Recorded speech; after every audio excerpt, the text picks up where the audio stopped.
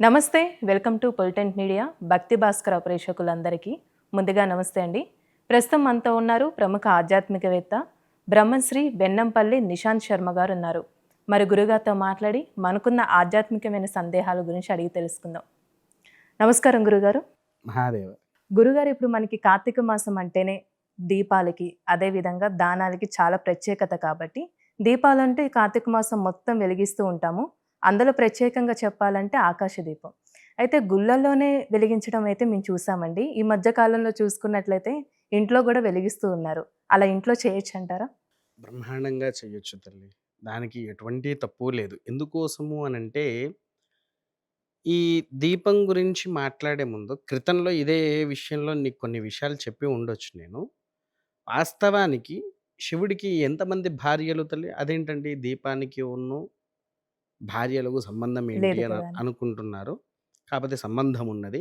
మీకు తెలిసినంత వరకు శివుడికి ఎంతమంది భార్యలు? ఇద్దరు. ఇద్దరు. హ్మ్. ఎంతమంది కుమారులు? ముగ్గురు అంటూ ఉంటారు. కుమారస్వామి అని, అయ్యప్ప స్వామి అని, వినాయకుడు. ఎంతమంది కుమార్తెలు? ఇద్దరని విన్నామండి. ఇద్దరు ఒక్కళ్ళని విన్నాము. కాకపోతే కుమార్తెల ప్రస్తావన అంటూ ఎక్కువగా రాదు. రాదు. వాస్తవానికి ఏంటి అనంటే, ఒక విధానంగా చూసుకుంటే శివుడికి నలుగురు భార్యలు. హుహు. హ్మ్. ఏది ఎలా ఉన్నా మొదటి భార్యనే దక్షయజ్ఞం గావించేటప్పుడు సతీదేవి తన కాలుతో అగ్ని సృష్టించుకొని సజీవార్థమవుతది. అవునా? ఆమె మొదటి భార్య. హ్మ్. సతీదేవి హంసలో జన్మించినటువంటిది రెండవది పార్వతీదేవి. మూడవది తన శిరస్సు యందున ఉండేటువంటి గంగాదేవి. గంగాదేవి. నాలుగవది వివాహం కాలేదు. కేవలం సృష్టియార్థం కోసమే అయ్యప్పను జన్మించడాని కోసమై విష్ణుమూర్తి మోహినీదేవి అవతారం ఎత్తినప్పుడు మాత్రము వచ్చినటువంటిది అన్నట్టుగా అందరూ చెప్తున్నారు. కానీ మోహినికి, పరమేశ్వరుడికి కూడా సంతానం అయిన తర్వాత గర్భవతిగా ఎప్పుడైతే ఉందో అప్పుడు స్వామివారు వివాహమాడారు. హ్మ్. వివాహమాడిన తర్వాత మనము మోహిని కళ్యాణం కూడా ఉన్నది. కావాలంటే మీరు నెట్‌లో కొట్టి చూసినా లేకపోతే పుస్తకాధారాల్లో గూడా ఉన్నాయవి. దాంట్లో చూస్తే అందరికీ కనిపిస్తాదది. మోహినీదేవి నాలుగో భార్య కింద ఉంది. హ్మ్. కుమారులెవరయ్యా అంటే పార్వతీదేవి గజాసురుడనేటువంటి మహారాక్షసుడు శివుడి యొక్క తపస్సు గావించి, మీరు నాతోనే ఎల్లవేళలుగా ఉండాలంటే ఆత్మరూపంలో తన గర్భంలోకెళ్ళిపోతాడు. ఆయనను పిలవడాని కోసం చరా సకల చరాచరాది దేవతామూర్తులందరూ భూలోకానికి వచ్చి నాట్య మృదంగాలన్నీ గావిస్తూ ఉంటారు. ఆ సందర్భంలో తన భర్త వస్తాడో, లేకపోతే ఇంకెవరైనా వస్తారో, రారో అనే విషయం తెలవక పార్వతీదేవి స్నానం చేసేటువంటి క్రతువులో గణపతిని సృష్టించింది. అవును. రెండవది శరవణ భవనుడు అంటే సుబ్రహ్మణ్యేశ్వర స్వామి. సనత్కుమార మహర్షిని అడుగుతుంది, సనత్కుమార నీవు నా గర్భంలో జన్మించు నాయన అంటే, నేను చతుర్వేద పండితుణ్ణి, నేను నీ గర్భంలో నేనెందుకు జన్మించాలి, నేను జన్మించను అని తిరస్కరించినవాడు హ్మ్. ఎవరు? సనత్కుమారుడు. ఆ సనత్కుమారుడే మళ్ళీ ప్రీతిగా పార్వతీదేవి గర్భంలో జన్మించినటువంటి వాడు సుబ్రహ్మణ్యేశ్వరుడు. మోహినీదేవి గర్భంలో జన్మించిన వాడు అయ్యప్ప. పార్వతీదేవి గర్భంలో జన్మించింది వనదేవతగా గావించినటువంటి అశోక సుందరి. అశోక సుందరి. అశోక సుందరి. ఆహా! శివుడి యొక్క మహా మనసులో నుంచి సృష్టికర్తగా గావించింది మానసాదేవి. మానసాదేవి. శివుడి యొక్క త్రినేత్రంలో నుంచి ఉద్భవించింది.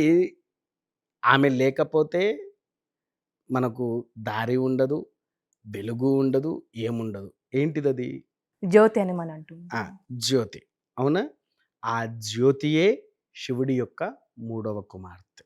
ముగ్గురు మొత్తానికి. మొత్తం ముగ్గురు ముగ్గురు. కుమార్తెలు. అయితే ఇందులో గణపతికి చూడండి, శివవంశంలో ఉండేటువంటి గణపతికి ప్రథమ పూజుడిగా ఇచ్చారు. అవును. శివుడి యొక్క కుమార్తె కాబట్టి ఆమె సకల చరాచరాది భూమండలమే కావచ్చు, దేవతామూర్తులకే కావచ్చు, ప్రతి ఒక్కరికి ఒక జ్యోతి తత్వంలో వెలుగుదారి ఇస్తున్నదనే రూపంలో మొదటిగా ఆరాధించే దేవత ఎవరయ్యా అంటే ఆ జ్యోతి. మనకు పూర్వం నుంచి ఒక సామెత ఉంది తల్లి. ఏంటి? మనం ఎప్పుడైతే దీపారాధన గావిస్తామో ఇంట్లో ప్రతిరోజు ఉదయము, సాయంత్రము దీపారాధన జరుగుతున్నటువంటి ఇంట్లో ఎటువంటి దుష్టశక్తి ఉండవంటారా? అనేది ఉండవు అనేటువంటిది మనకు పూర్వం నుంచి మన పెద్దలందరూ కూడా చెప్పుకుంటూ, మన పురాణాలు కూడా అవే చెప్పుతూ మనకు వస్తూ ఉన్నాయి. అవునా? హ్మ్. అయితే ఈ యొక్క విధానంలో జ్యోతిదేవికి ఒక వరం వచ్చింది. మొదటి వరము మొదటి దీపారాధన అయితే, రెండో వరంగా పార్వతీదేవి ఇదే కార్తీక మాసంలో మీకు పాండవ పత్రి అని ఉంటాది తెలుసారా తల్లి? విన్నామండి. కాకపోతే చూడలేదు. పచ్చి ఆకుతో దీపం వెలగంగా మీరెప్పుడైనా చూసారా? లేదండి. అసలు పచ్చి ఆకుతో దీపం వెలిగిస్తారా? లేదు కదా! పచ్చిగా ఉంటుంది. అది నీరు అంతా ఉంటుంది గాబట్టి వెలగడానికి కొంచెం కష్టం. మరి అలా అంటే రాముల వారికి హ్మ్. పాండవులకు దారి చూపిన వృక్షంగా ఎందుకు మారింది? తెలవదు కదా! మీ దగ్గర ఏమన్నా ఫోన్ ఉందారా తల్లి? ఉందండి. ఒకసారి అది తీసుకో. పాండవ పత్రి ఆకు దీపము అని ఒక్కసారి దాంట్లో టైప్ చేసుకోరా తల్లి.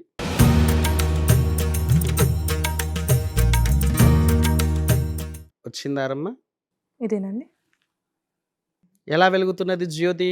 సేమ్ మనం దీపం ఒత్తి వేస్తే ఏ విధంగా ఉంటుందో పూర్వము ఏంటి అనంటే సకల చరాచరాది దేవతామూర్తులందరూ దీపారాధన చేసేటువంటి వత్తి అదే ఆకు. ఆహా! అంటే అప్పట్లో కెమెరాకు పా కూడా చూపిస్తే జనాలు కూడా చూడడానికి ఆస్కారం ఉంటది. ఈ ఆకు అంట. పాండవ పత్రి. అంటే ఒత్తి లేకుండా ఆకే దీపం ఒత్తి ఇంకా దీపం. వత్తుల కంటే ఎంతో శ్రేష్టంగా ఉండేటువంటి జ్యోతి తల్లి అది. హుహు. ఇలా ఉంటాయండి ఆకులు? అవే తల్లి వృక్షము. ఆ హుహుహు. వృక్షమే పాండవ పత్రి అంటారు దాన్ని. పూర్వము రాముల వారి సహితంగా వెలిగించుకున్నటువంటి దీపము ఆ ఆకుతో మాత్రమే వెలిగించేటువంటిది. ఆహా!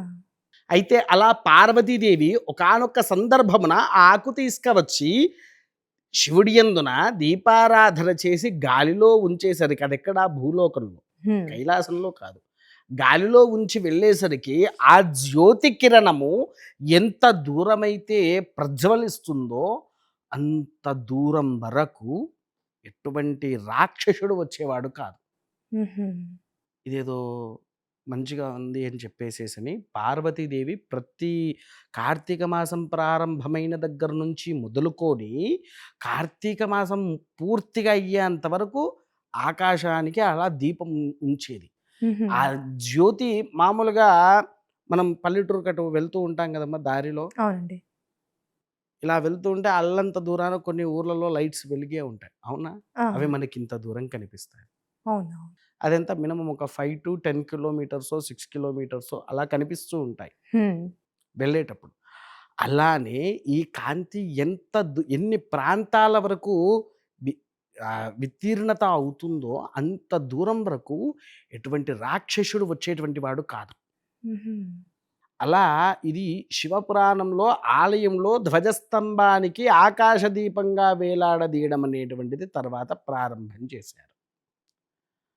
అయితే ఈ ఆకాశ దీపానికి వాస్తవానికి ఏంటంటే చాలా విషయాలున్నాయి తల్లి.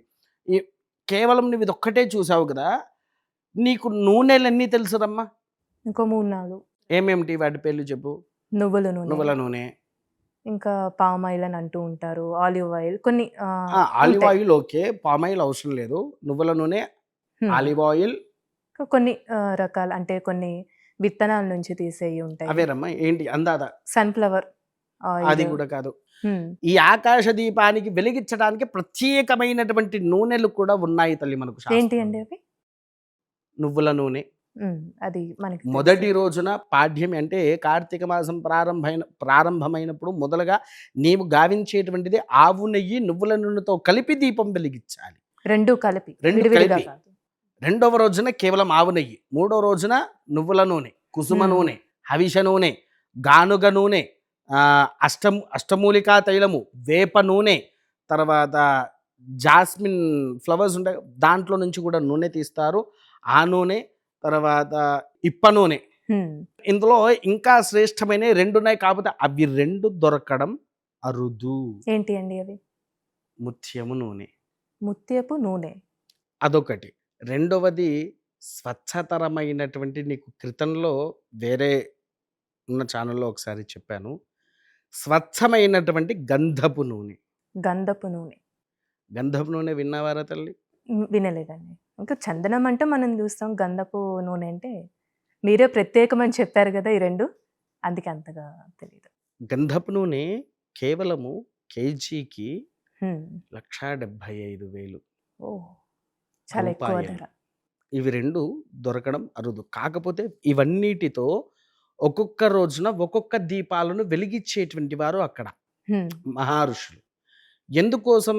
ఇది కేవలం రాక్షస సంహారణేనా? ఇంకేమన్నా ఉన్నదా దీనికి ప్రత్యేకతగా అనేది పెడితే, ఒక్కొక్క నూనె ఒక్కొక్క మనిషికి ఒక్కొక్క రకంగా ఉపయోగపడింది. ఏ విధంగా? ఒక రోజున నువ్వుల నూనెతో వెలిగిచ్చావు. శరీరత్వ దోషాలేవున్నాయో నివారణవుతాయి. గానగ నూనె వెలిగిచ్చావు. హ్మ్. చర్మ వ్యాధులు నివారణవుతున్నాయి ఆ కాంతి వల్ల. అవును. కుసుమ నూనె వెలిగిచ్చావు. నీ నరాలకు సంబంధించిన వ్యాధులేవున్నాయో అవి తొలగిపోతున్నాయి. హవిష నూనె వెలిగిచ్చావు. నీ కళ్ళల్లో ఉండేటువంటి ఈ భూతద్దాలు పెట్టుకునే వాళ్ళు గూడా ఉంటారు. హ్మ్. అటువంటి దోషాలు నివారణ అవుతున్నాయి. ఇలా ఒక్కొక్క దీపానికి ఒక్కొక్క ప్రత్యేకతగా ఈ యొక్క కార్తీక మాసంలో 30 రోజుల పాటుగా ఎవరైతే ఆకాశ దీపారాధన చేస్తారో, ఆ కాంతి ఎంత దూరం స్ప్రెడ్ అవుతుందో అంత దూరం వరకు ఉండే వాళ్ళకి ప్రతి ఒక్కరికి సకల క్షేమ ఆయు ఆరోగ్య ఐశ్వర్యాలతో గ్రామంలోకి ఎటువంటి చెడు శక్తి అనేటువంటిది కూడా రాకుండా సకల విజయవంతంగా వారిని నడిపిస్తూ ఉండేది. అందుకోసమే కార్తీక మాసంలో ఆకాశ దీపారాధన ఎవరైతే గావిస్తారో అది ఇంట్లోనైనా సరే, దేవాలయంలోనైనా సరే గ్రామ రక్షణ. హ్మ్. ఒక గ్రామంలో ఎవరెవరుంటారు తల్లి? ఇంకా చాలా మంది ఉంటారు కాబట్టి. చాలామంది అనంటే మనుషులొక్కరే కాదు తల్లి. పక్షులు ఉంటాయి, పశువులు ఉంటాయి. మనకు తెలవకుండా పశువులకు గూడా రోగం వస్తాయి. హ్మ్. మనకు నోరున్నది మనం చెప్పుకుంటాం. అవి నోరులు లేవు చెప్పుకోలేవు. అవును. ఎలాంటి సమస్య వచ్చినా పాపం చెప్పుకోలేవు. చెప్పుకోలేవు గదా! అందుకోసం ఏంటి అనంటే వాటితో సహా పరిపూర్ణంగా రక్షించుకుంటా వచ్చేటువంటి యొక్క శక్తియే ఆకాశ దీపము. హ్మ్. మీకు తెలిసి ఇంకొకటి ఏంటి అనంటే వాస్తవానికి ఆకాశ దీపం మనం ఒక్కరమే కాదండి వాడేది. ఇతర దేశాల్లో గూడా వాడతారు. తెలుసా దీన్ని ఎలానో? ఎక్కడండి? కాపోతే వాళ్ళు లాంతర్ లెక్క పేపర్స్ టైప్‌లో తయారు చేసి కింద కర్పూరం పెట్టి వెలిగిస్తే అది ఇలా పైకెళ్ళిపోతూ పైకెళ్ళిపోతూ ఉంటది. ఉంటుంది. అవునా? హ్మ్. ఎందుకు అనంటే ఆ యొక్క ఆకాశ దీపం వలన ఆ శక్తి ఎంతవరకు ప్రజ్వలిస్తుందో అంతవరకు గూడా ఎటువంటి దుష్టశక్తి అనేటువంటిది గూడా రాకుండా వీళ్ళకు సకల యోగ్యత అనేటువంటిది వచ్చే మహా యొక్క శక్తి దీపమే ఆకాశ ఆకాశ దీపం. దీపం. చాలా చక్కగా తెలిసాయి గురుగారు. ధన్యవాదాలు. మహాదేవ.